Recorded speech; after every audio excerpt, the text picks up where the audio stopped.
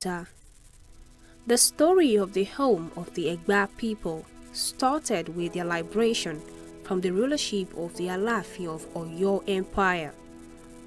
The liberation took place around the year 1780 under the leadership of Lishabi, a resident of Igbein. He was born in Itoku. He organized a movement under the name of Egbe Aro Traditional Mutual Aid Society. Lishabi later used the mutual aid assistance to free the Egba by organizing the simultaneous killings of the Ajele or the Ilari in Egba towns, starting from Igbein. In all, more than 600 of them were wiped out in one day. Ilaris were the representatives of the Alaafin and the collectors of the tributes paid to the treasury of the Alaafin from all territories under the Oyo Empire. These vassals behaved like an army of occupation in the places they administered. Their oppressive rules marked them out as instruments of oppression and suppression of the people. It was this dictatorial rule of the Alaafin and reckless lifestyles of these Ilaris in Egba land that threw up Lishabi and his colleagues, who resolved to bring an end to the evil rule at all costs. The adoption of the universal popular Aro system of cooperation by the Egbe Ologun was the strategy Lishabi used to plot against the Ilaris in Igbein town.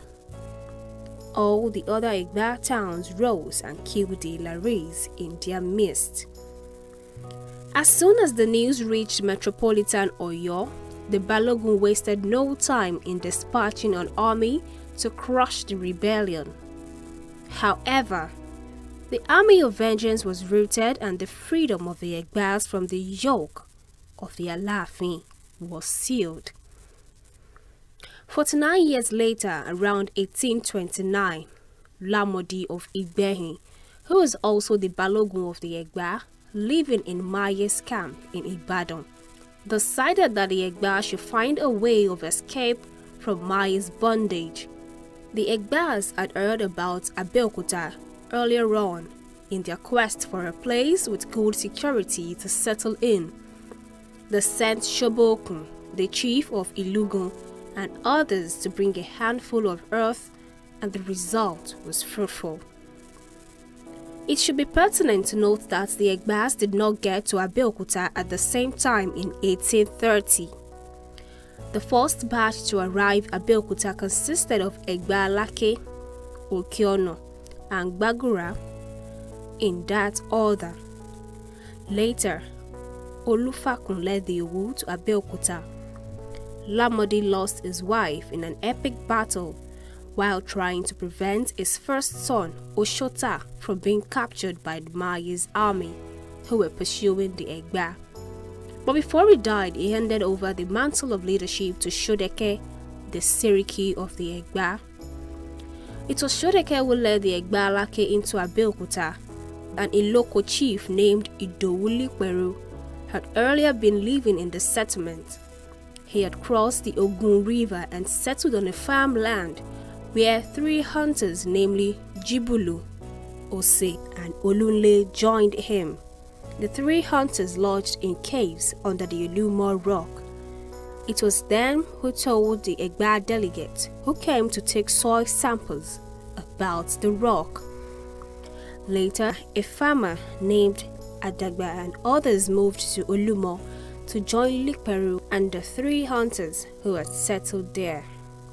Adagba was a brave man who had his farmland located very close to the Olumo.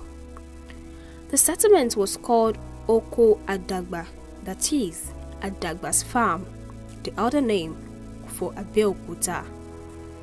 Olumo means built by the Lord. Abeokuta is also known as Abeolumo. Abeokuta means under the rock. Between 1830 and the turn of the century, the settlers in Abeokuta were forced to fight several wars, mostly for the survival of emergent settlement. In 1832, The Ijebu-Remo people provoked the settlers into taking arms against several Ijebu-Remo towns in the Owiwi War. In 1834, an attempted Ibadan invasion also challenged them into a war, which resulted in the heavy defeat of the Ibadan army at the Battle of Arakanga, which manifested the potency and indispensability of the warriors of the Owu settlers, who had only been recently convinced by Shodeke to settle with them in order to boost the new settlement's defenses.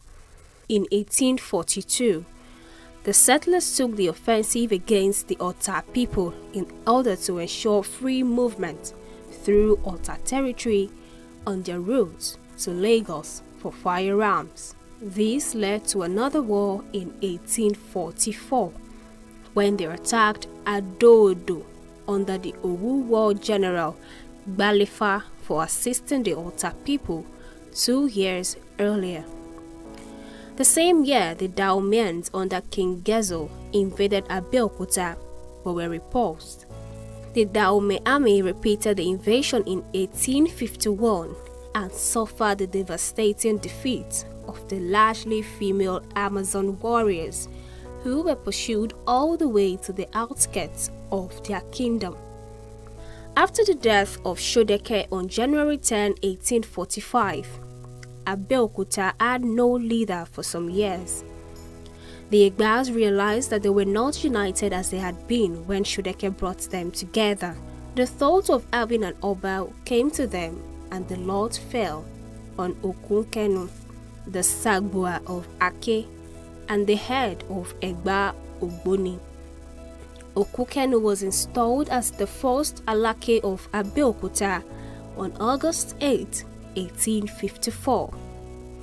Oba Okunkenu's reign witnessed the advancement of Christianity, commerce, correspondence with Queen Victoria of England, exportation of cotton to Europe, and the advent of European merchants to Abeokuta. He died in 1862. An interregnum of about 7 years elapsed between the death of Okunkenu and the installation of another Oba in person of Ademola I, who reigned between 1869 and 1877. He was succeeded by Oyekon, who reigned between 1879 to 1881. It was the turn of Luaji to reign from 1885 to 1889. Oshokalu ruled between 1891 and 1898. Egba became a nation in 1893 during Oba Oshokalu's reign as the Egba United Government. It lasted until 1914 with the amalgamation of the Southern and Northern Protectorate of Nigeria. Gbadebo I ruled between 1898 to 1920, and Oba Sir Samuel Ladapo Ademola II, the longest reigned Alake, reigned from 1920 to 1962. Oba Adesina Gbadebo II reigned from 1963 to 1971, while Oba Oyebade Likbade ruled from 1972 to 2005. On August 2, 2005, Oba Adedotun Aremu Gbadebo III, grandson of the 6th Alake, was elected the Alake of Egba land, and he reigns till date. His coronation took place on November 19, 2005. Abeokuta is the home to many firsts. The first woman in Nigeria to drive a car, Funmilayo Ransom Kuti. The first president of Nigerian Union of Teachers, Reverend Israel Oludotun Ransom Kuti. First indigenous Chief Justice of the Supreme Court of Nigeria, Adetokunbo Ademola, who was the son of the 7th Alake, Oba Ladapo Ademola. The first church in Nigeria, the Cathedral of St. Peter, Ake. the first newspaper in Nigeria, ìwé ìròyìn fún àwọn ọmọ Ẹ̀gbá àti Yorùbá, and many more. Abeokuta has also and still producing many great men and women. However, it is of great interest to know that the only Yoruba men to ever rule Nigeria, Olusegun Obasanjo and Ernest Shonekan, are from Abeokuta.